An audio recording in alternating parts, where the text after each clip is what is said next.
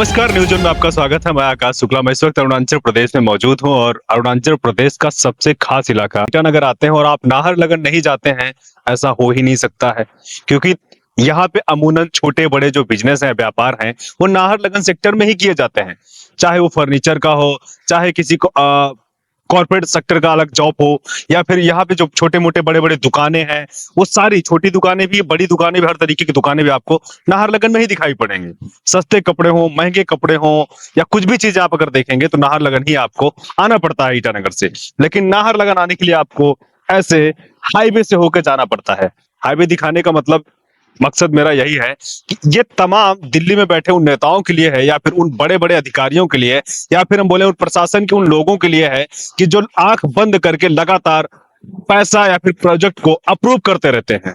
Approve करने के साथ साथ जो एक मॉनिटरिंग करना चाहिए था, मॉनिटरिंग टीम या फिर मॉनिटरिंग कमेटी को नहीं बैठाते हैं।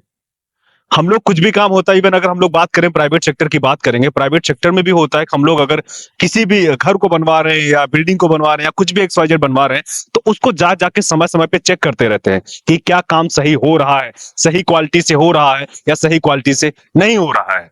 लेकिन यहाँ ऐसा बिल्कुल भी नहीं है। ना ही यहाँ पे स्थानीय प्रशासन आ रहा है, ना ही यहाँ पे सेंट्रल का कोई प्रशासन आता है। पैसा दे के जैसे के तैसे चुप हो जाते हैं।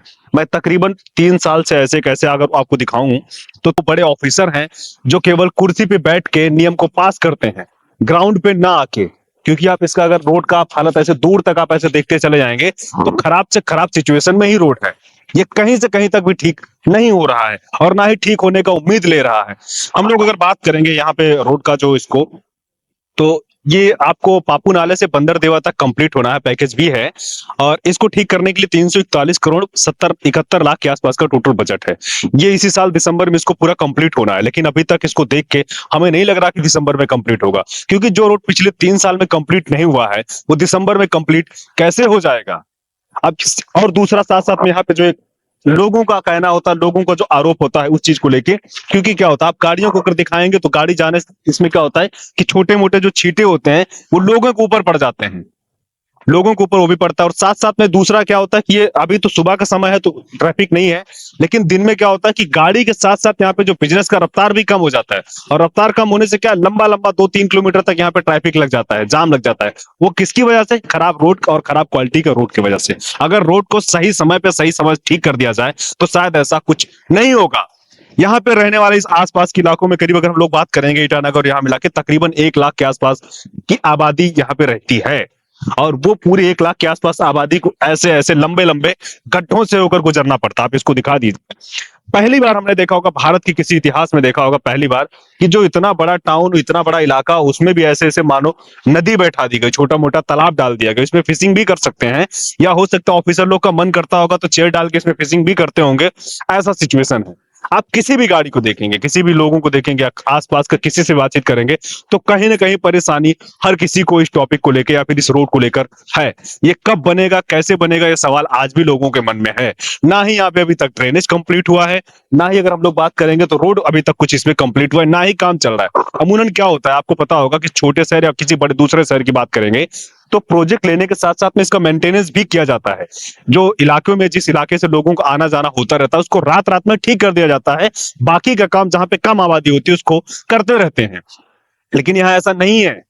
और कुछ को अगर हम लोग बात करेंगे कुछ शहर को, तो क्या होता है, उसको जो मेन इलाका होता है, जैसे हम लोग बात करेंगे मार्केट का, तो मार्केट नाहरलगुन बहुत बड़ा नहीं है, तो उसको क्या होता है कि टाइम पे ठीक कर दिया जाता है।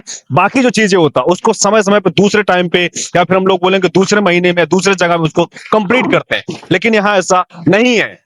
ना ही रोड कंप्लीट हो रहा है, ना ही मार्केट का रोड कंप्लीट हो रहा, ना कुछ भी कंप्लीट हो रहा। और कब कंप्लीट होगा किसी को खबर भी नहीं है। लोग, स्थानीय लोग बार बार आवाज उठाते रहते हैं, सोशल मीडिया पे भी आवाज उठाते रहते हैं, लेकिन शायद वो सरकार के तमाम बड़े बड़े मंत्री, बड़े बड़े नेता या फिर एडवाइजर या फिर ऑफिसर तक बात पहुंच ही नहीं रही है। उनको नहीं पता है कि इस खराब रोड के चक्कर में कितना लोगों का नुकसान हो रहा है। लोगों के गाड़ियों का पार्ट नुकसान होते हैं, लोगों का नुकसान होता है। इवन उनका गाड़ी का जो एवरेज 50 देना हो, 10 देना हो, 15 देना हो, एवरेज भी कहीं ना कहीं खराब हो रहा है। तो इस खराब रोड के चक्कर में लोगों की जेब पे भारी असर पड़ रहा है। अब आप मेरे पीछे आप इस चीज को देख लीजिए, आप इसको देख कर अनुमान लगाइए कि अगर किसी हाईवे में काम चल रहा होता है तो उस पर एक साइन बोर्ड लगाया जाता है, वर्क इज प्रोग्रेस, मतलब कार्य प्रगति पर है। कार्य प्रगति पर है उस चीज को लेके एक साइन बोर्ड लगाया जाता है, लेकिन आपको यहाँ ऐसा कुछ भी देखने को नहीं मिल रहा है। अब आप इसको पीछे पूरा दिखा दीजिए, ये बड़ा सा नाला है और नाला जो है ना इसको किसी प्रकार से ना ढका गया है और ना ही किसी प्रकार से इंडिकेट किया गया है। अगर रात या किसी टाइम यहाँ पे आके कोई गाड़ी का एक्सीडेंट भी हो जाता है तो उसके लिए भी कहीं ना कहीं जिम्मेदार प्रशासन ही होगा, या फिर हम कहें हाईवे प्रशासन होगा, या फिर तमाम बड़े बड़े जो ऑफिसर हैं वही जिम्मेदार होंगे। अमूमन किसी काम को लेकर अगर हम लोग बात करेंगे, कोई भी काम चल रहा होता है तो उसका एक साइन बोर्ड भी लगाया जाता है कि काम प्रगति पर है, यानी काम चल रहा है। लेकिन यहाँ ऐसा कुछ भी देखने को नहीं मिल रहा है। अब आप इसको आप जिधर भी देखे जाएंगे, दूर तक आप देखते जाएंगे तो कहीं पे भी आपको कुछ ऐसा दिखाई नहीं पड़ेगा। देख रहे होंगे कहने को बड़ा पानी है, और यहाँ में साथ साथ आप आईएमसी का गाड़ी भी दिखा दीजिए कि आईएमसी का गाड़ी भी कितने मुसीबत से जा रहा है। और दूसरा, ये कहने को बड़ा पानी है, तालाब है या रोड है तो कह पाना बड़ा मुश्किल लग रहा है।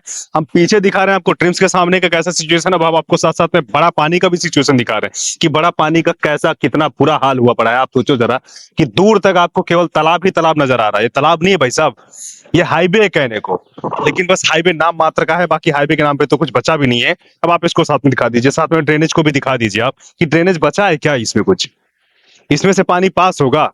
आपको लगता है कि पानी इसमें से पास हो सकता है कभी? मुझे तो नहीं लगता, बाकी हो सकता है आपको लग जाए कि पानी इसमें से पास हो सकता है, लेकिन यहाँ से पानी नहीं पास होगा।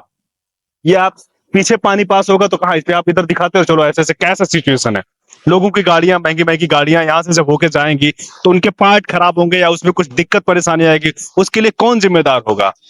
लोग गाड़ी परचेज किए अपने शौक के लिए, लेकिन गाड़ियों के जब पार्ट खराब हो जाएंगे तो उसका जिम्मेदार कौन होगा? आप देखो ना, दूर तक ऐसे दूर तक इसमें से बदबू तो कितना, हो तो कह पाना बड़ा मुश्किल काम है। और ऑफिसर लोग को बोलेंगे एक बार थोड़ा आके चेक कर लीजिएगा, पता चल जाएगा आपको कि कितना क्वालिटी का यहाँ पे बदबू आता है और क्या क्वालिटी का रोड बनाया आपने।